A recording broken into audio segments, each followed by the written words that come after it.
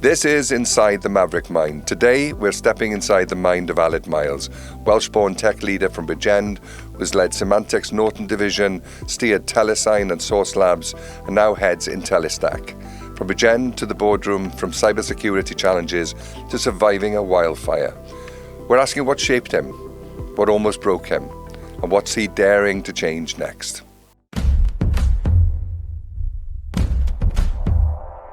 Aled, welcome. You're all suited and booted. I'm very impressed. I tell you what, I thought I'd dress it up for you. I mean, importantly, look. Yes, right, got the Welsh American badge. Yes. I think I might take the tie off. That's all right. That's okay. You do that. I've been doing some fancy stuff right before I came in. Right, I'd be on stage with the Welsh government. There you go. How's that? Does that feel better? That's the Aled I know. Am I the first guest to undress in these moments? You are. Okay, may I be the last? Yes. Let's start at the beginning. How did growing up in Bridgend shape your early ideas of success and ambition? Very interesting. I think in the early days, I mean, look, one never really got exposed to the big outside world. No. I mean, I'm 60 years of age, right? So we're talking in the early 70s. So there are two things that happened. Firstly, my father, who is a Welsh Baptist minister, we'll come back to that, was a member of the Rotary Club. And bizarrely, this Rotary Club in California reached out and said they'd like to do a youth exchange program. Well. And so I was 16 years of age, and I ended up in the East Bay of San Francisco with wide eyes. And I think probably within the first 2 days of landing, I knew that I wanted to live in the United States from 16 years of age onwards. Yeah. It took me until I was 42 to actually go live there, but that was a very, very big moment. I go back to that my father had the grace and the thoughtfulness to do it. And then secondly, I mean, he and my mother were great orators. And I saw my dad, twice on a Sunday, and that shaped me as a communicator. And it's been that sort of communication capability that I think has been so helpful in my career. I think that's why we've sort of aligned with each other, because my father was a minister in the same town. Yeah. That oratory presence and keeping an audience engaged. He preached for too long, but so I've learned to be short. My father might have done something similar. So was there someone in your hometown, your father probably, or a particular experience that made you think, I can take on the world? When was that moment? Oh, I'm not sure. If I'm honest, I'm not sure I thought I could take on the world at that time. I think having seen a bigger world in California at age of 16, I think I began to think of the art of the possible. And I think I began to realize the power of connection and the network. Yeah. And I think that's when I started realizing that it was a network that you had to build that would get you to that place. But I had a chip on both shoulders. I was pretty balanced. Maverick moves. Decisions nobody could make for you. Feel the fear, make the move. Across Symantec, TeleSign, Source Labs, and now IntelliStack, what's the boldest against the grain decision you've ever had to make? Wow. And how many have you done? Wow. What a question. That's a great question. Boldest against the grain. Take your time, there's no rush. No, there's one very clear one, and it comes from failure. We've just been talking at the Wales Tech Week at the ICC about the degree of risk tolerance in the United States versus the UK. Much more accepting of risk. And in my previous company, so I've made a career of taking sort of distressed businesses and correcting them. And what technology companies often do is they build through a series of acquisitions. And so you end up with, individual products that have real quality being bolted together or stuck together with, sticky tape and glue. And you get no unification in the platform. Yeah. And when you have no unification in the platform, what happens is things don't scale. And so I get it. The technology car park is littered with companies that never make it above the $100 million revenue ceiling. Okay. And the reason is usually threefold. They haven't got the cash flow, or they're not generating sufficient cash flow to give them the power of cash. Secondly, they haven't found a one-to-many go-to-market motion where they're leveraging efficiency from partnerships, channels to market. Or thirdly, they don't have a platform that scales. So you start to hit this $100 million mark, and companies are starting to develop far greater degrees of usability. They're using your platform on a global basis, and they're putting more weight on the platform. So you got it stuck together with sticky tape and glue, and it breaks. Exactly. And that happened to me in my last company. Right. And the mistake I made is in the second quarter, I said to the board of directors, and by the way, it was a pretty large private equity fund. It's like the third largest in the world. Wow. And I said, we need to re-platform. We need to re-architect. And that goes against the grain because you have to, put the car up on two wheels and then change the two wheels that are in the air. It's a stupid analogy, right? And then until you get the car back down and working. And I didn't do it. And 2 years later, the system failed. And it failed one of the world's leading banks that spends about $1 billion a year on tech. And the CIO called me, and I had a deadline. This company, we had a similar problem. I saw it. And I was very, very forceful about the need for us to totally re-platform. And I have the most incredible supportive board of directors, and the private equity fund that owns us. I've found my home. They are fantastic. I mean, They truly are. The degree of support is enormous. And we have just spent an incredibly hard year taking to market what we already have, whilst at the same time rebuilding the platform so it is a seamless, unified set of services. So in other words, you never leave this, you're on the same URL for every service that you have for us, so it's easy to use. And we're in that seesaw moment where it's a really bold decision and we're not seeing yet the full ratio of effort to success. I believe it's coming, but it's not here yet because you have to go through that. And it's an incredibly hard technical decision to make, and the team has done a brilliant job. Was there a time a big bet didn't pay off, and what did you learn from that?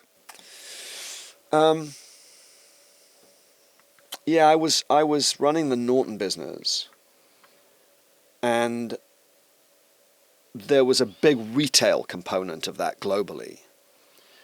And we were taking a fairly large percentage of the renewal for Norton antivirus. And I believed that giving some of that renewal back to the retailer was like giving them free cash, right? There was no cost of doing business when in the second year I was writing them a check.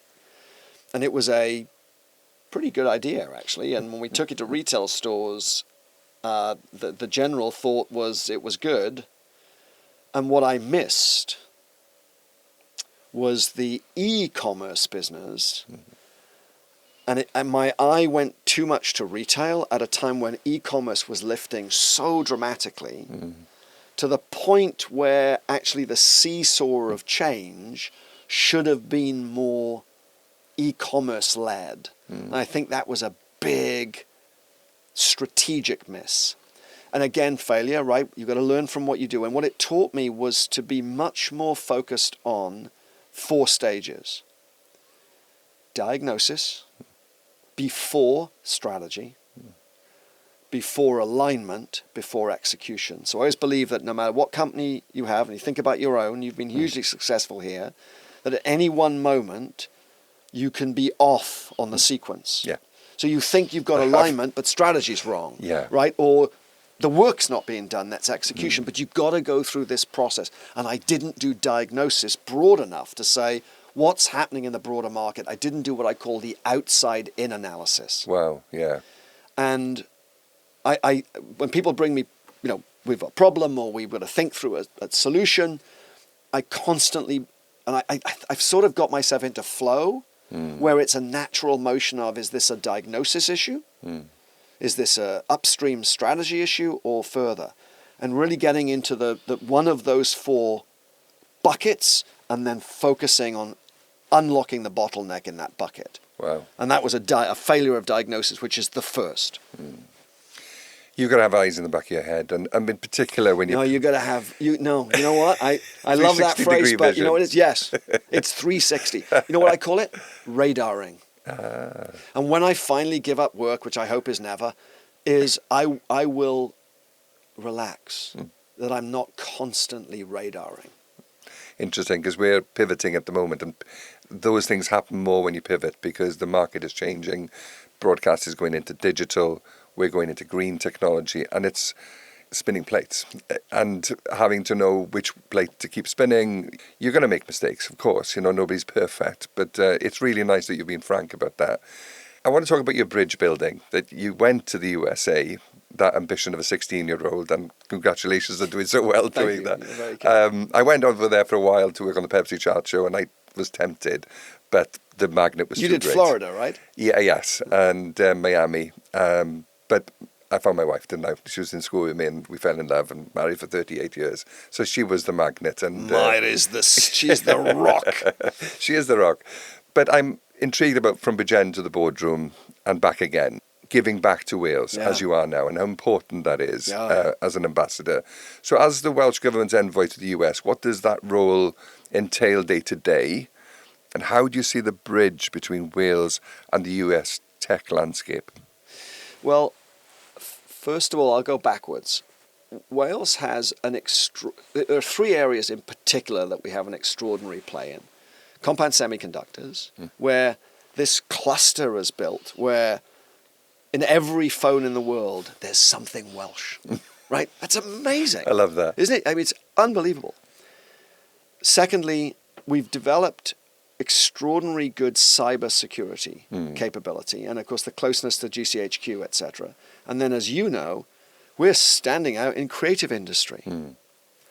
So there's this foundation. Then you get tremendous carbon footprint. Geographically, we're well placed. Yeah. Right? We are good value and a highly educated and thoughtful workforce. Right. American tech companies expanding don't have the awareness that there's another place to go in Great Britain other than Ireland, which of course took a lot of the manufacturing revenue. Yeah. Scotland's got a really good tech hub, and of course the southeast of England's right standard. And all of a sudden Wales, I mean, look at last week. Announcement of a $20 billion AI fund, 10 for North Wales, 10 for South Wales, to build out infrastructure for data centers. I mean, it's not a question of whether we have something to offer. And so then to relate that back to my role is to drive as much inward trade into Wales as possible and to help any organization in Wales that wants to access the US to be able to understand how to do that, some of the pitfalls, some of the benefits. Actually, the last session I just did at the Wales Tech Week, which is why I'm over here at the moment, was about entering US markets. And then tourism, raising the voice of Wales on the international stage, helped enormously lately by Rob McElhenney and Ryan Reynolds. I was saying these days when people say, where are you from? I say, I'm Welsh. You always know whether somebody knows because they say, oh, which part of Welsh are you from? Or which part of Wales are you from? And you know, make no mistake, what Welcome to Wrexham has done for Wales in America is extraordinary. It is. And now, of course, people realize that the Prince of Wales is a real thing. And now, of course, our monarch, having been the Prince of Wales, has been such a fan and such a promoter of Wales. We have this moment in time that we should be capitalizing on. The shift to this extraordinary world of AI, we have an opportunity to emerge as a nation that gets it, that understands it, and builds infrastructure around it. The work that's going on in Cardiff and Swansea University, for example, is sensational in the tech world. So just a bigger presence in the US, such an important market for us, and such a privilege to be in a situation where I can proudly wear, you know, my dual citizenship and my dual role. And then lastly, it's been a joy. I did 6 years on the board of the Royal Welsh College of Music and Drama, which for me was about giving back to my heritage as you know, all the drama and all the things we did in church that have shaped us today, which are, you know, it's why I am who I am. I attribute so much of, I say, my personal success in my own head. I don't think I'm the world's, you know, But the success I've achieved is because of an extraordinary Welsh upbringing, two great parents, and all the stuff we did in chapel, and then school, and then the National Youth Theatre. And I had the privilege of being with Ruth Jones, Wow. Michael Sheen. I didn't cross with Matthew Rees, but to even be in their presence, was just extraordinary and wonderful to see how successful they've all been. I think you did all right. I did all right, boy. When I was in Bridgend, then I went to Ogmore by Sea and Southern Downsea. Bloody marvellous. Glad you haven't lost it. I haven't. I do agree that, Wales powered the Industrial Revolution once. We have got that can-do. We do need to have belief, but we have a government now and the creative industry within Creative Wales that does put their money where their mouth is, which is what we need. Nothing's going to happen without cash. That's right. And we are pulling a really big sort of investment in terms of AI, but certainly in terms of film as well. So, we're bringing the Huge Wales... success. We're bringing the world to Wales. Yes. And I think that's what... That bridge of a role that you have is vitally important. I mean, that wonderful Richard Burton series that's just been done? Yes. I mean, they sought funding from the US, and we got one US company to invest. Great. And those moments are the great moments. I want to be, if I may, just a tiny bit controversial. Great. Right? This is the show to do it. I'm going to get inside your mind. There you go. What I do fear is, you'll get into trouble for this, that Wales in general, right? So I'm going to make a generalization. If any minister jumps on a plane to the United States, they get a rancor back here. Focus on Wales. What are you doing going somewhere else? And for me, you can get caught in the tyranny of or, O-R. It's not anymore either or. No. It's and or else. Yes. It is the role of Wales to be inward facing. Absolutely. There's too much injustice in Wales. There's the investment that we get from Westminster is perhaps not as consistent or as fair as it should be. We've got to deal with all of the issues around the health service that we have to deal with. I get it. And by the way, 100% right. But in isolation, you have to drive inward investment from countries like the United States to bolster the economy so you can do this. And all I would say is it is and, not or. You have to do both. Now, balance, I absolutely get. No de-emphasis on anything on the internal side. But developing our economy in a global economy means you have to also be outward facing. And I would just ask of the Welsh people that they tolerate and understand the need for our ministers to visit overseas in order to bring in that inward investment that would fuel and drive the economy, that lifts the standard of living and the capabilities that we all want for Wales and that we deserve. I don't know if that's controversial, do you? No, it's true. I think we are... You come back from the chapel, but we are also from that kind of Methodist, don't, keep your success under a bushel, don't try and do too much. It's the lobster pot theory. Anybody trying to get out the lobster pot, the other lobsters will pull it down. I've lived it all my life. And I'm Teflon to it by now, but I think those who dare to dream, dare to travel, and that's why I'm so proud of what you've achieved, is that you're a talisman for that. So yes, hopefully there will. There are different political times that are easier than others, but that shouldn't stop the opportunity. There are companies reaching out. They need our workforce, and it's very able, our resources, of course. So what advice would you give to a young entrepreneur in Wales who wants to go global but stay true to their roots? Can you do both? Well, number one, never forget where you're from. Yeah. Right?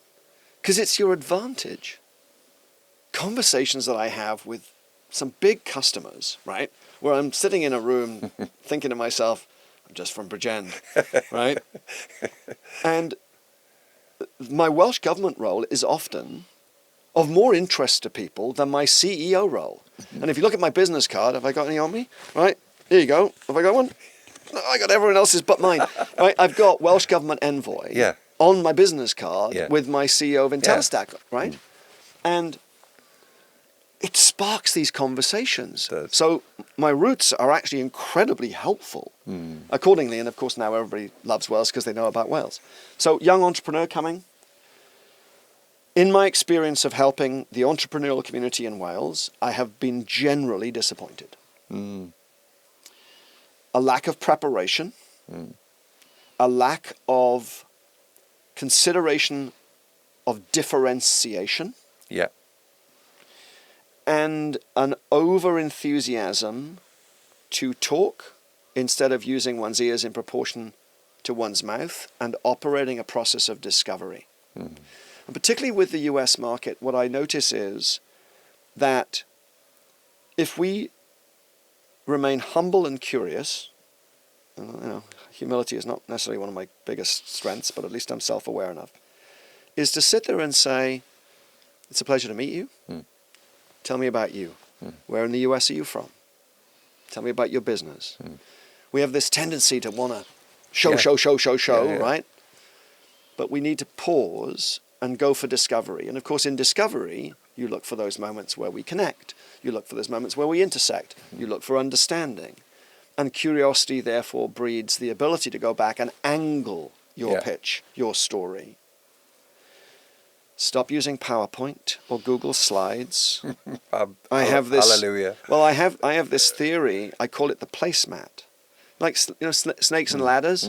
This is not very Harvard Business School of me, but you imagine putting something down in front of someone that's a placemat where the story is unfolding visually. It's unique. I'm not saying that's the greatest thing in the world to do, but it's different from everyone else. And we're such great storytellers as a nation. Exactly. Tell the story with imagination.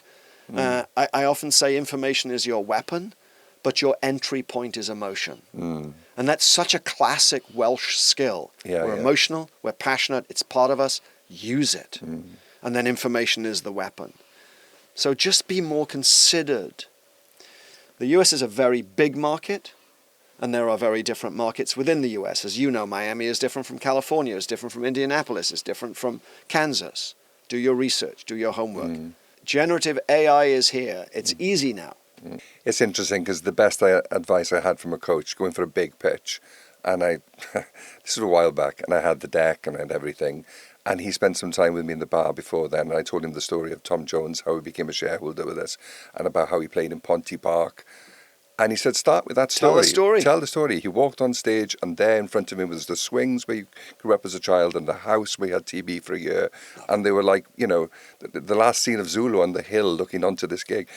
I could tell people were in the room were engaged. What I was going to say next, they were in. They were in. And that storytelling advice is vital. Thank you for sharing it.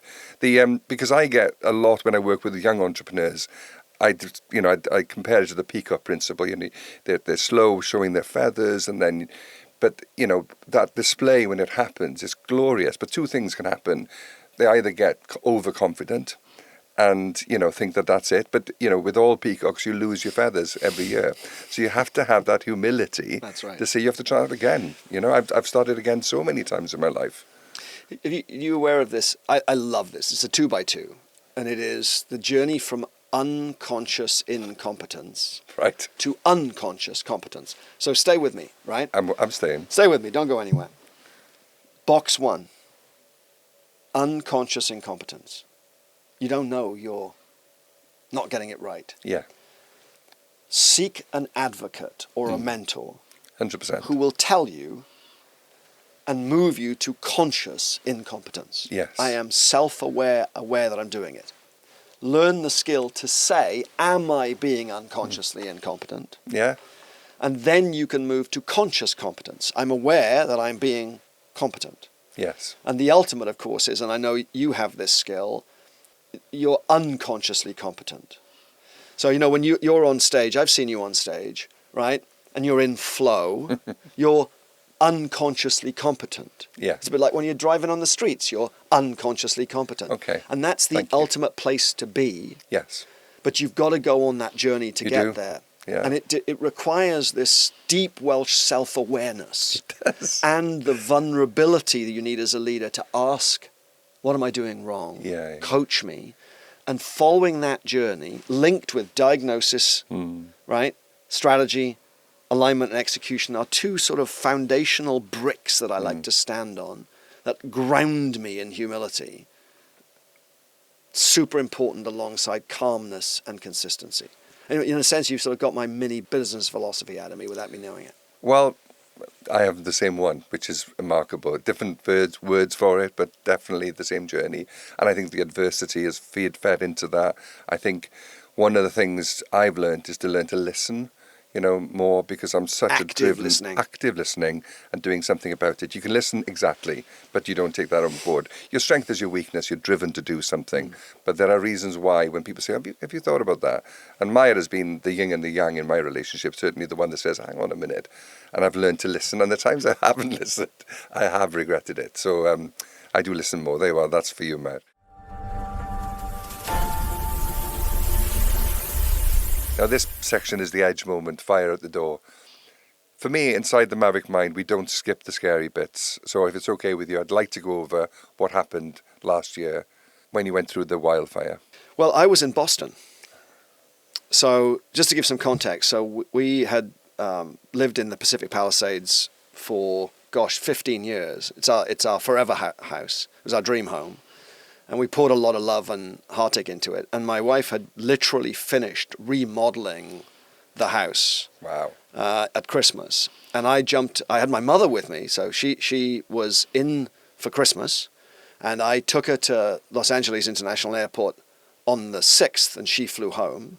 I stayed and took the red-eye to a board meeting in Boston, where our private equity firm is.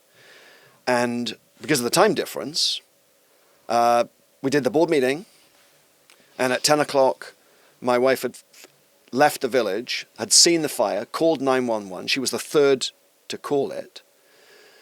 Went to the chemist, the pharmacy, got some provisions, whatever she needed, and came out and it was black. Wow. And she called me, and I don't think I picked up because I was talking to my chairman, and then she called me a second time, and then that there's a... So I picked up the phone. She said, turn on the news. There's a fire. And I turned on the news on my iPad, right, the local news, and I mean, this was the moment where I can feel it. The coverage was on the street where my kids go to school. Whoa. And it was black. And there was fire down the hillside, and all the cars were beginning to back up. And it was at that moment, I can feel it in the back of my throat, the enormity of what was going on started to hit. And I think she was texting me, of course, throughout the process. So she went to get our kids, but luckily our other friend had taken them. So the first thing you think about is children. Who gives a monkey about everything? Monkeys about everything else. It was all about the kids. We have 2 children. They had been taken. So Lindsay called a friend of ours and said, do you want me to go get your son from another school? And she queued for 2 hours. Wow. With embers falling on the car, smoke while they were evacuating the kids from the school, to get there to find that the child had already been taken. She then had to go find our. Yeah. And the biggest issue was traffic. So the disorganization of traffic, the police were just not there to deal with it. And she eventually got the kids and headed right up the coast to get away from the issue. Now, I'm watching this unfold, but you still don't think that your home or your life or your village is going to be threatened. And so I jumped on the first flight home from Boston, and I came in over the sea into LAX, which is a very unusual path for the plane to take. Yeah. And looked left and realized that the whole of the Palisades was on fire. And my Ring camera, front doorbell, is watching my neighbor. Yeah. His Ring camera is watching my house. So we're taking pictures and texting while I'm on the plane. So I'm on the plane, and as night falls, I send him a text saying, I'm sorry, but I'm seeing flaring on your house. He sends me a picture back saying, your bush is starting to catch fire by the side of the house, which has caught the tree on fire, at which point the internet goes out. We're done. Whoa. We've lost everything.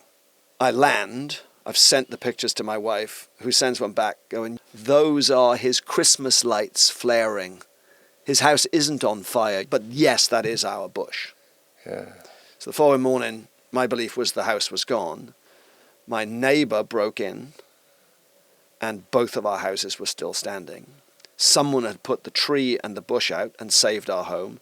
The side had caught fire, and miraculously it had been put out. And the fire basically surrounded us with a 360. Wow. The house is unlivable because of smoke damage, and we're remediating if insurance was to cooperate, which I would say very openly and very publicly, what's happening with insurance is immoral. In fact, the pain is much more dealing with the insurance aftermath and their unwillingness to cooperate in the way that we feel that they should fairly than the fire itself. But lastly, what I would say is the real horror, other than the visual of it, is that a community was ripped apart. Lives were ripped apart in a day.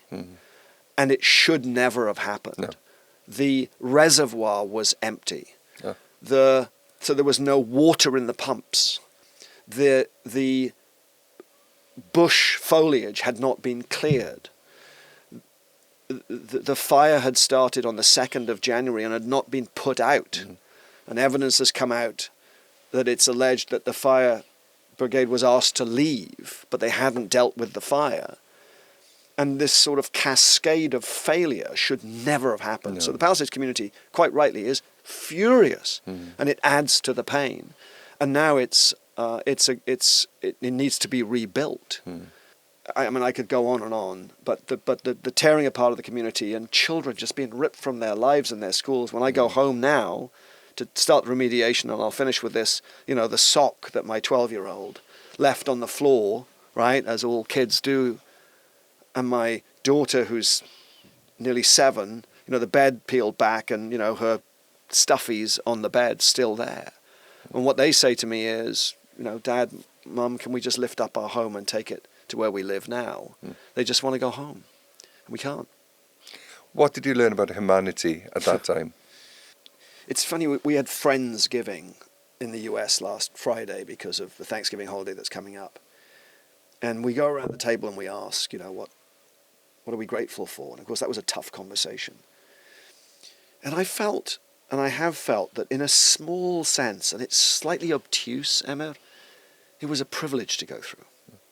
It's the largest industrial fire that's ever happened. We talk about it being a wildfire, but what burnt was industrial, television, Teslas, cars, right? And to go through that monumental experience because of what you said, you find humanity. Somebody who put our fire out for us. I don't know. I may never know who it is. The firefighters who came from all over the United States to help in the aftermath. Brands that just gave clothes. Restaurants that were feeding for free Palisades residents just by you showing your driving license. And then I would call out the extraordinary courage and stalwartness and planning of my wife, who has been a rock for our children and for me, and I hope in turn I've done the same. And the humanity that we've experienced is the sheer teamwork. She looked after the kids. She looked after and found a place for us to live. I stayed in LA, and then the 3 days afterwards, a group of neighbors, we were putting out spot fires and keeping our street from being burnt and looters from coming in, and that sort of teamwork. You see when it gets to the crunch, the people who really offer society incredible service, police, firefighters, for example, and then just the ordinary human beings who just look after one another.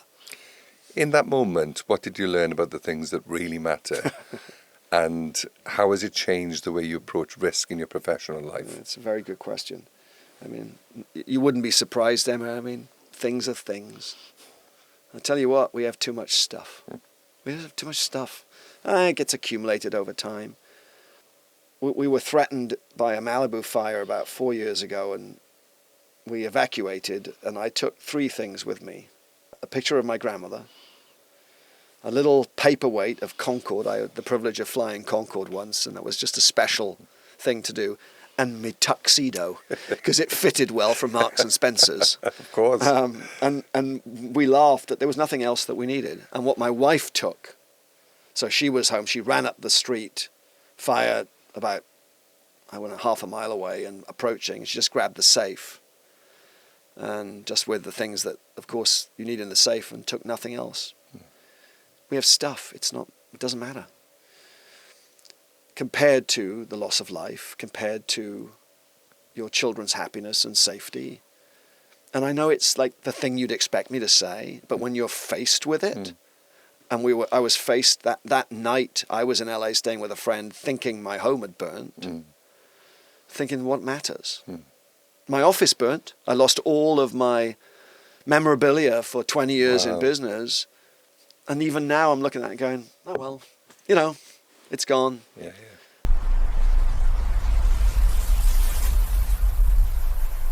Mindset mechanics. Let's talk about the Maverick mind, because I believe brave decisions start with quiet disciplines. What daily habits or routines keep you grounded when you're dealing with high-stakes decisions? Repetitive. I follow the diagnosis principle, right? That's my fundamental. Because if you're making big decisions, you have to get them into what I call either parallel motion or sequential motion. Some decisions are sequential, some decisions are parallel, right? Personally, habits, I have a self-awareness that if I am not in a state of calm breathing, my control mechanisms diminish.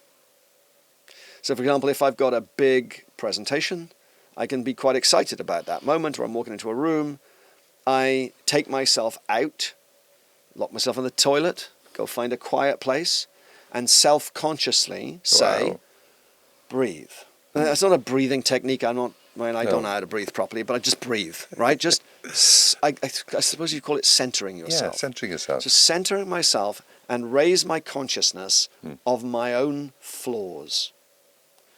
So that then builds my control, clarity of mind. And then on a broader basis, and I think this matters, I believe in health and the relationship between neuro and physical. So I'm going to go off the reservation a little bit here. So I have been plant-based with a little fish for about 15 years. My energy levels, when I started doing that, compounded remarkably. And I don't take supplements, or I get plenty of protein and all the rest of it. And I get very frustrated if I don't work out a minimum of 5 times a week. And I find that my energy levels through exercise plus good eating, and then the third one is sleep, mean that I have the manageable state to not be grumpy or tired when I'm having to make big calls, that my fuel in my body is fueling the right motion, and I am staying healthy to be able to have the kind of energy that is needed to get through a very varied and wild day. And I think that combination is something that I've been very interested in. I think the CEO role, you're the CEO, I think the E stands for energy. Wow, that's a good one. Right? And I think if I have a book in me, and I'm not sure I have, but Chief Energy Officer. And people immediately go to, the energy you put out. And for me, it's much more than that level. It is being able to have the perception to manage the energy in the room, to understand what the energy of the room is, to understand the energy of the market. So you're making a big call about an investment we're making. So we do an awful lot at IntelliStack in patient flow. How do you drive greater efficiencies? So I'm hoping that we'll be able to help, for example, the National Health Service of Wales reduce the amount of beds that are blocked by delivering technological automation and efficiency and a better patient experience. I have to read the energy of the market. What's the appetite of the market? When I'm sitting in front of critical individuals in NHS Wales, what's their energy like? How should I produce this prototype? What workshopping should I do? It's all about energy, and energy doesn't lie. And if your energy is in the right place, either because of what you're putting into your body or the sleep you have or haven't got, the exercise that you are or aren't doing, you've got to make yourself, I know this sounds like the ridiculous word, the vessel to get the energy you need to be able to make the big calls, to be able to make the big decisions, to understand what life is like in the boardroom. And for me, it's such a holistic motion, but energy doesn't lie. So I suppose, if I'm honest, I practice it to myself, I don't preach it, is I'm conscious of being the chief energy officer in every spoke of the wheel that I have to deal with on a day-to-day basis. Wow, that's just so insightful and a huge take-home for me. You know, that's helped Good. me. Thank you.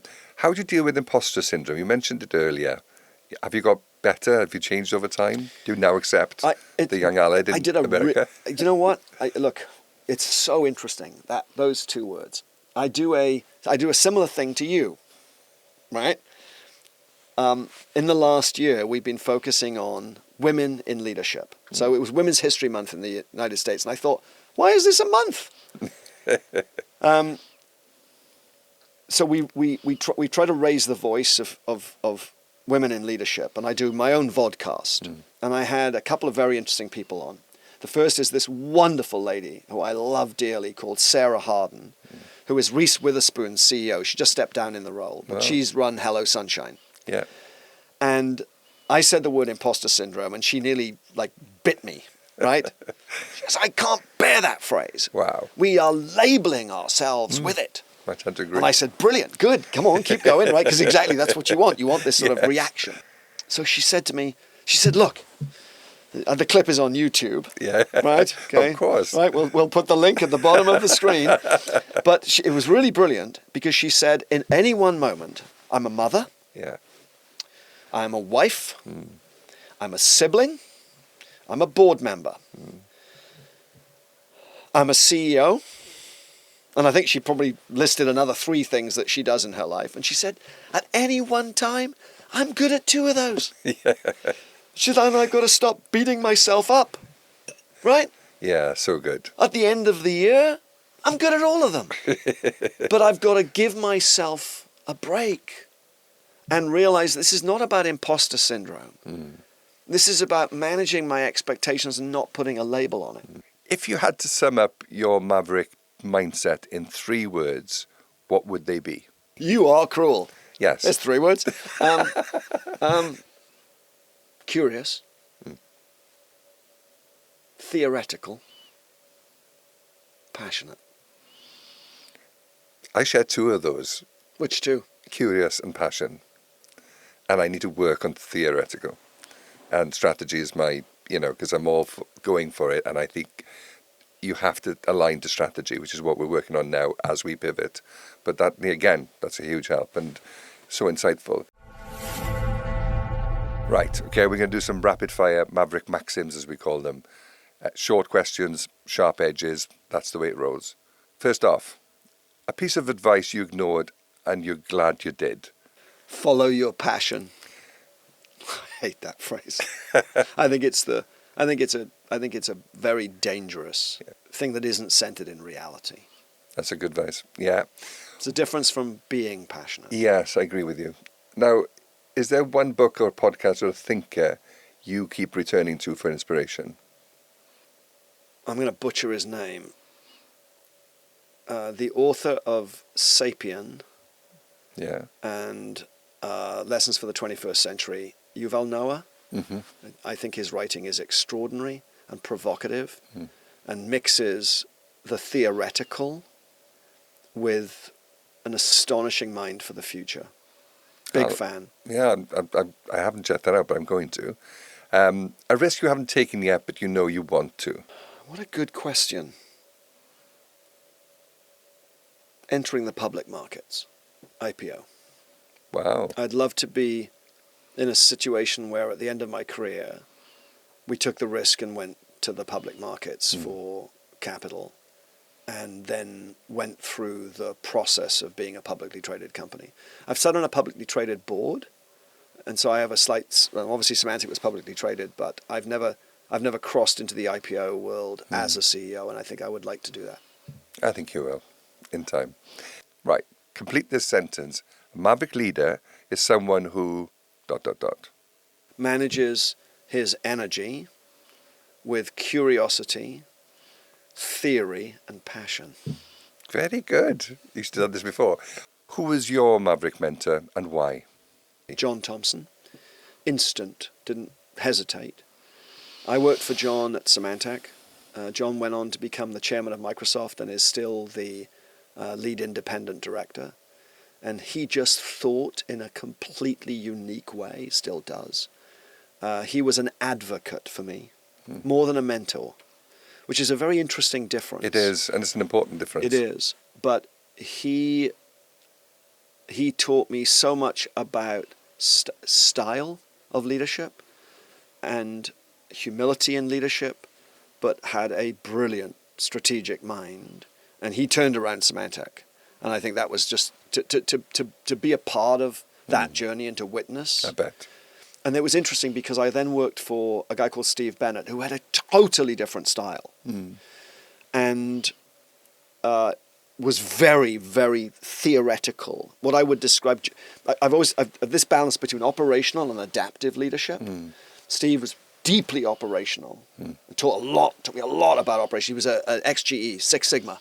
Right. And John was very adaptive. And those two individuals, I worked directly for Steve, probably the hardest leader I've ever worked for. Wow. But the combination of them both, I try to bring to my everyday work. I can see it in the things you've shared with me today. When you think back on everything we've talked about, from Bridgend to the boardroom, that LA fire, what's the one Maverick move you hope or our listeners will feel inspired to make in their own lives? I'm very suspect of moments like this that people say, anything's possible or you can do this. I think the word differentiation, seek to be different.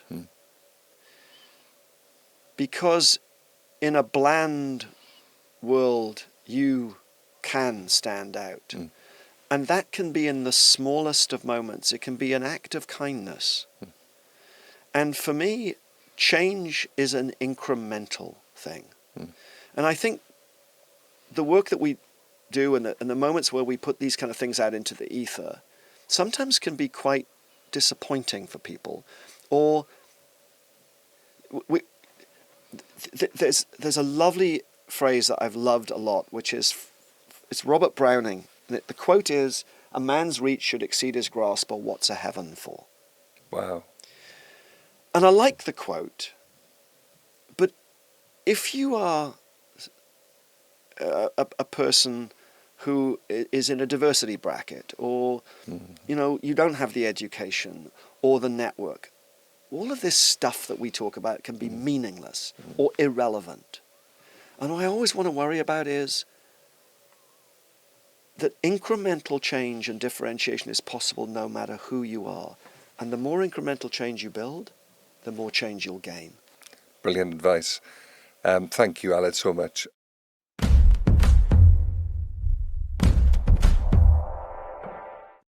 You've been inside the maverick mind of Aled Miles, from Bridgend to boardrooms, from tech leadership to life lessons. Now it's your turn to take a maverick step of your own.